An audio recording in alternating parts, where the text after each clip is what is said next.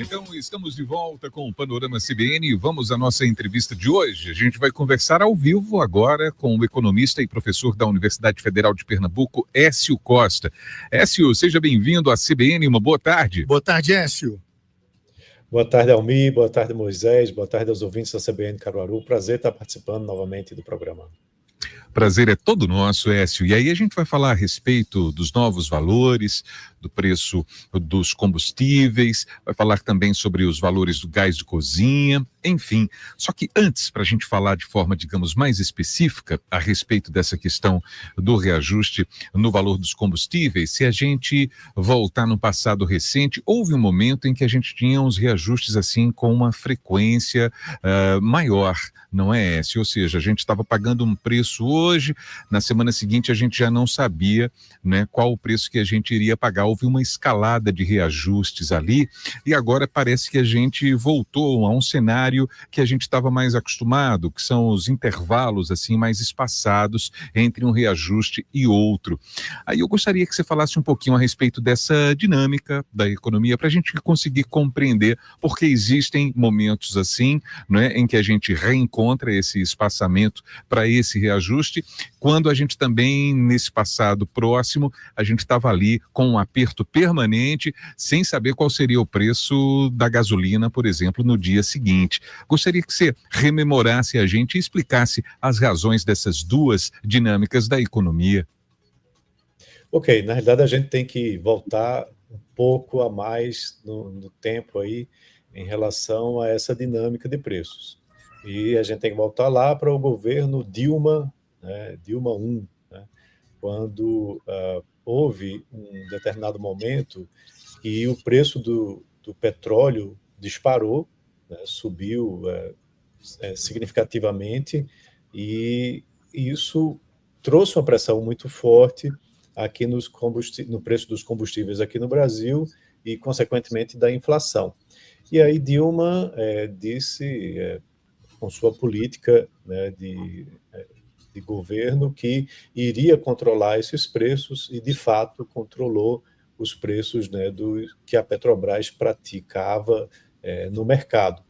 Não só controlou esses preços, né, segurou esses preços, como segurou o preço também da energia elétrica, e isso terminou trazendo consequências econômicas muito fortes, né, para a economia. A gente teve uma recessão posteriormente, onde custou também, claro, tem outros fatores, mas a economia termina impactando muito o impeachment dela. Tá? Então, depois que houve o impeachment dela e que houve que Temer assumiu como presidente, houve uma mudança também estrutural importante na política de preços da Petrobras, com a adoção da PPI, né, que é a paridade de preços internacionais, onde o preço do combustível passou a variar de acordo com o preço do barril de petróleo e também da cotação do dólar. Vale lembrar que é uma commodity, então o preço dessa commodity é regulado, na verdade não é regulado, é determinado pelo mercado internacional. E a Petrobras apenas trazia isso numa conversão, né, para os preços domésticos. Então isso a gente passou a vivenciar de Temer para cá. O que aconteceu mais recente foi, que você mencionou, dessas fortes elevações, foi que a Rússia invadiu a Ucrânia. E quando a Rússia invadiu a Ucrânia, né, são produtores importantes, principalmente a Rússia. Às vezes a Rússia é o maior produtor mundial, o segundo maior produtor mundial. Houve um boicote muito forte dos países na compra de combustíveis, né, vindo da Rússia, e houve aí uma pressão significativa sobre o preço do barril de petróleo, né? Então isso disparou. Aqui no Brasil a gente tinha também um processo de uma moeda do real que teve uma desvalorização por conta da pandemia, combinou os dois fatores e aí você teve, né, fortes elevações no preço dos combustíveis aqui, que a Petrobras repassava regularmente. Agora, o que acontece? O preço depois do barril de petróleo caiu, né, o câmbio também cedeu um pouco, e aí, naturalmente, o preço dos combustíveis também cedeu, né? Houve, no governo Bolsonaro, também uma limitação do ICMS, onde o ICMS dos combustíveis foi limitado à cobrança de 18%, chegava a 30%, dependendo do estado, e é um ICMS muito elevado para um item que é considerado essencial, né? E aí, recentemente, com a mudança para o governo Lula, eles resolveram abandonar essa política e abrasileirar, né, o preço do combustível, certo? Só que isso traz preocupações também muito sérias, porque a gente já viu que lá no passado, com Dilma, esse represamento de repasse de preços trouxe um cenário muito complicado, muito ruim para esse mercado e também para o mercado sucroalcooleiro, porque vale lembrar que o etanol concorre diretamente com a gasolina. Então, se você mantém o preço da gasolina muito baixo, você artificialmente, você termina prejudicando o preço do etanol. E lá no governo Dilma houve uma quebradeira muito forte desse setor. Tá? Então, esses repasses hoje, eles são mais longos ou não estão sendo feitos. Se você for olhar em pesquisas que acompanham essa paridade com o preço internacional, há uma defasagem forte entre a gasolina, do preço dela aqui e o preço internacional, levando em consideração o preço, né, do barril de petróleo e o dólar, né? Vale lembrar que no ano passado, principalmente, o dólar disparou, chegou a quase 6,30, agora está um pouco abaixo dos R$ 6, o que controla um pouquinho, mas o preço do barril de petróleo tem subido por conta, inclusive, da posse de Trump e de todas essas medidas que ele vem tomando aí de barreiras tarifárias contra outros países. Então, essa é a dinâmica que a gente tem, e aí traz novas preocupações, né? Esse represamento, ele vai ser saudável para o mercado, vai ser saudável para a Petrobras, para o setor sucroalcooleiro. O ICMS também, ele gradualmente está sendo elevado, né? Houve uma elevação agora dia 1º de fevereiro, e o diesel houve um repasse, né? Já tentando diminuir um pouco esse represamento, porque vale lembrar que o diesel, ele boa parte dele importado, né? Então, isso precisa realmente ter um preço que acompanhe o cenário internacional.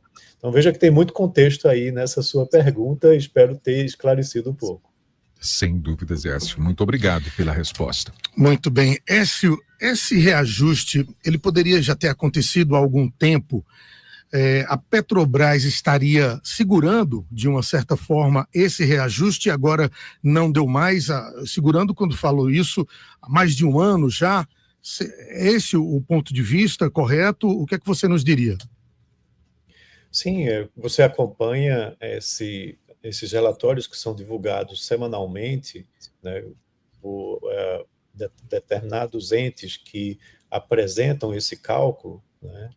A Abicom, por exemplo, ela apresenta semanalmente a defasagem do preço doméstico para o preço internacional. E essa defasagem, ela desde de um bom tempo, desde o ano passado, que ela é negativa. Isso deveria ter sido repassado e não foi. Tá? Da gasolina ainda continua. O diesel foi repassado um pouco agora.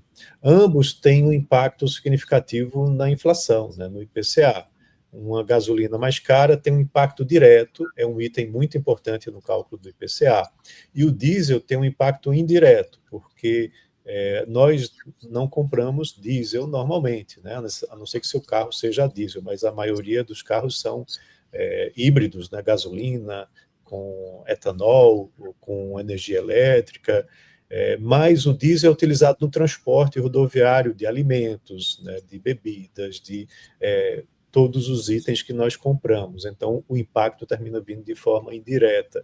E aí, né, o governo vem influenciando a Petrobras nesse sentido, né, de segurar para que também não haja um impacto significativo no IPCA.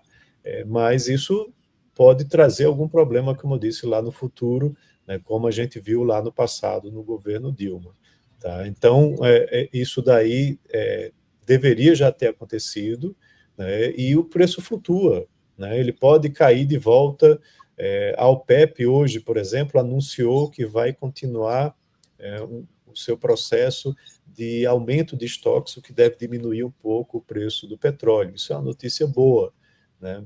O Trump disse que vai aumentar a sua produção de petróleo e também a exportação de petróleo lá dos Estados Unidos, porque o governo Biden anteriormente ele ia muito na questão da mudança para energias renováveis.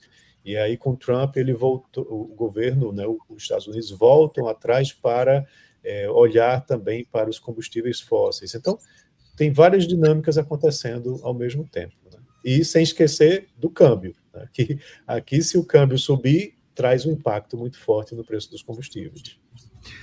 Pois é, são 2h53. Estamos conversando com Écio Costa, economista e professor da Universidade Federal de Pernambuco.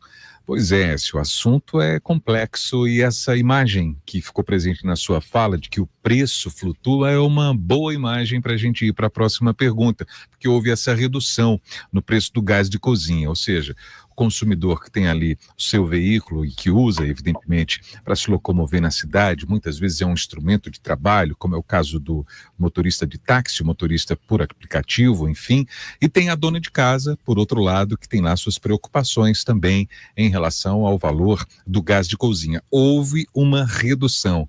Então, como explicar também para a dona de casa que nos acompanha agora, no cenário difícil, né, da gente conseguir compreender assim de forma fácil, por isso que é importante ouvir os especialistas, o que explica essa queda no gás de cozinha em contrapartida ao reajuste no preço dos combustíveis?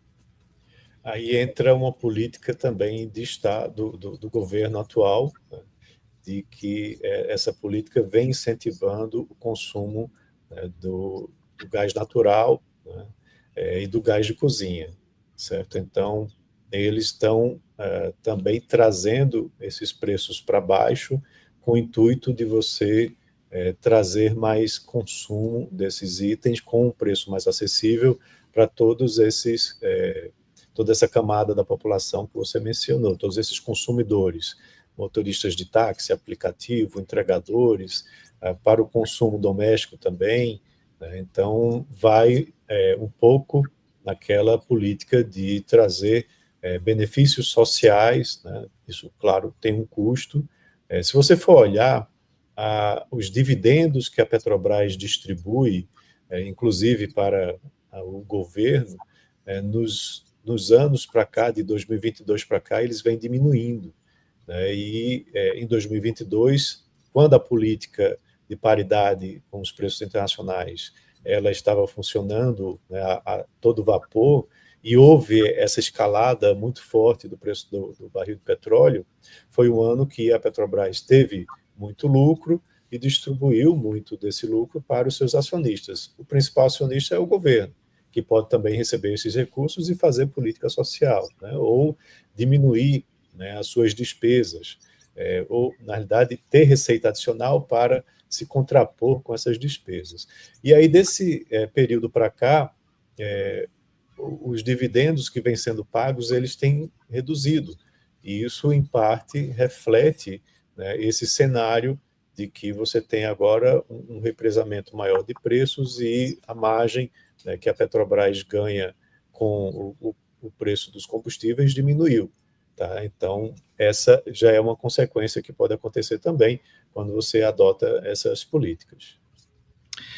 Em relação ainda ao gás de cozinha, parece que não são todos os estados, né, que vão ser contemplados aí com essa baixa no preço do gás de cozinha. Por que isso acontece? Por que não são em todos os estados? Então, isso aí eu acho que tem um pouco a ver com a questão das distribuidoras, né, e um pouco também com a tributação, certo? E isso termina impactando e trazendo diferenças nos preços que são praticados. São 2h58. Nós conversamos com Écio Costa, economista e professor da UFPE, nessa tarde de segunda-feira, nessa primeira entrevista da semana aqui no Panorama CBN, a quem a gente agradece. Écio, muito obrigado pela sua participação conosco e uma boa tarde. Obrigado, Écio. Obrigado, Almir, obrigado, Moisés. Eu que agradeço o convite e estou à disposição para futuras colaborações aí. Um abraço. Muito obrigado. Forte abraço.